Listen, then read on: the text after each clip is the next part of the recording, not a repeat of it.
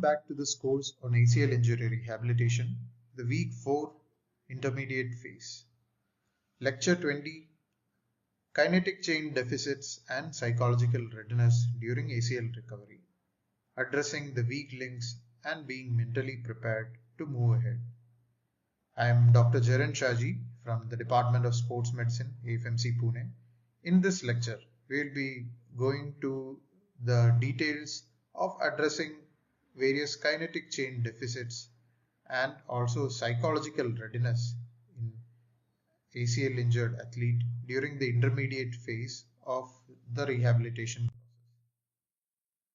The learning objects of this lecture are to revise the kinetic chain concept with regards to foot, ankle and hip influence on knee, to address various common compensatory deficits, to see the psychological barriers to return to sport, to see some assessment tools like IKDC and ACL RSI scale,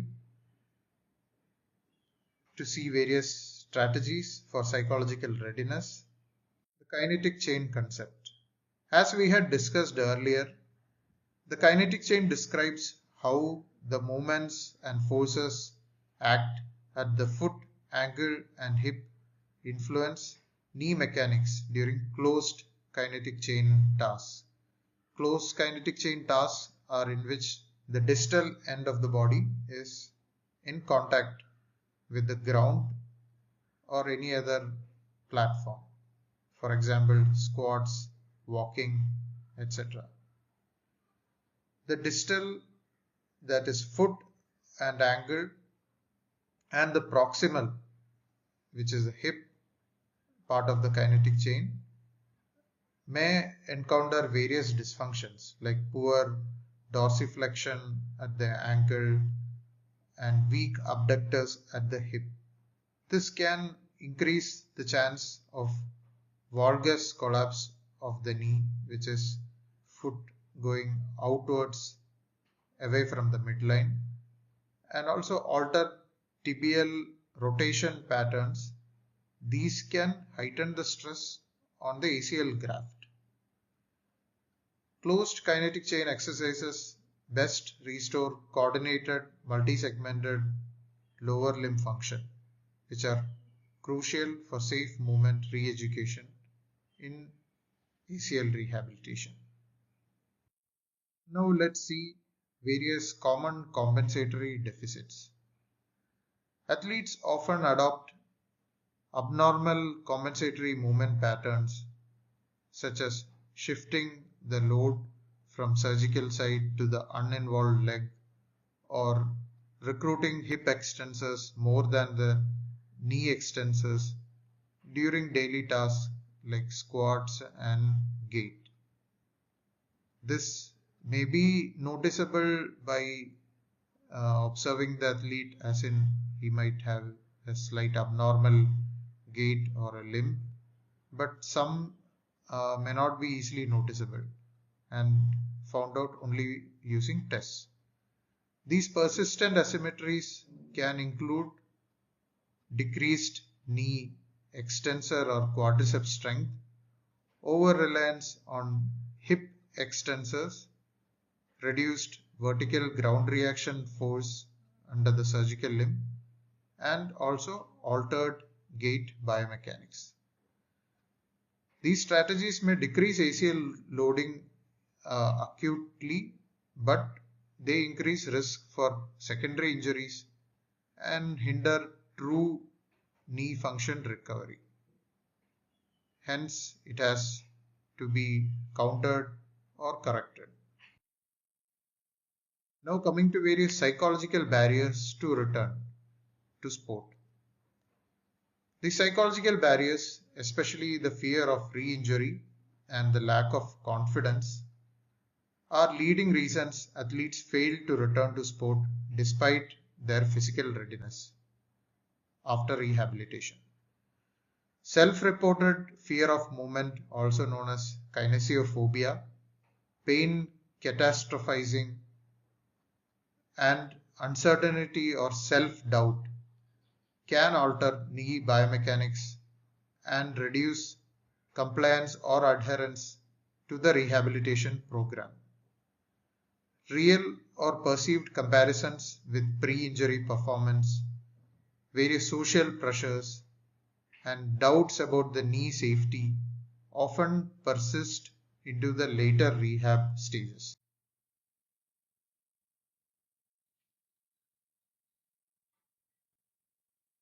Now coming to various assessment tools for the knee, the IKDC scale. The IKDC or International Knee Documentation Committee Subjective Knee Form is a validated multidimensional questionnaire or a patient reported outcome measure which is used for assessing symptoms, function and sports activity in ACL patients. This is a globally used tool for tracking rehabilitation progress and readiness. It was developed to assess both surgical and non-surgical outcomes across a wide range of knee conditions and treatment approaches. It consists of a total of 18 items, and each item is scored using an ordinal scale wherein a higher score indicates better function or fewer symptoms. Coming to the next assessment tool, which is ACL Return to Sport After Injury scale. We have just discussed about the scale during the last lecture, but for a recap, it's a 12-item tool quantifying psychological readiness, confidence, and emotional response to return to sport. Higher scores such as 65 to 70 correlate more than 65 to 70 correlate with successful return to sport. Various changes of more than 13 to 15 points reflect true change in readiness. Both these tools should be incorporated routinely to gain insight into both physical and psychological progress throughout the rehabilitation timeline. Now coming to various strategies for psychological readiness. Few of these are cognitive behavioral therapy. Approaches such as cognitive reframing, exposure therapy, and imagery or visualization helps to reduce fear and builds positive expectations around the movement. Next, coming to gradual exposure. Introduce progressive and sport-specific skills under controlled conditions to rebuild the trust and self-efficacy of the individual in the reconstructed knee.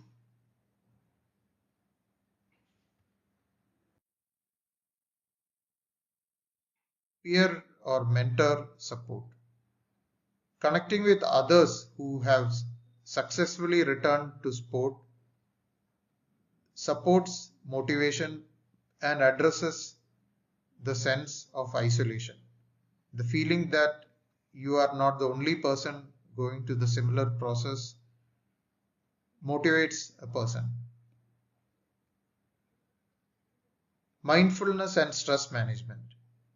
Meditation, breathing exercises, and structured review of readiness helps to mitigate anxiety and enhance focus during return to progression. Regularly use psychological screening tools to identify barriers and early and integrate targeted interventions from both physiotherapists and sports psychologists for a holistic rehabilitation approach.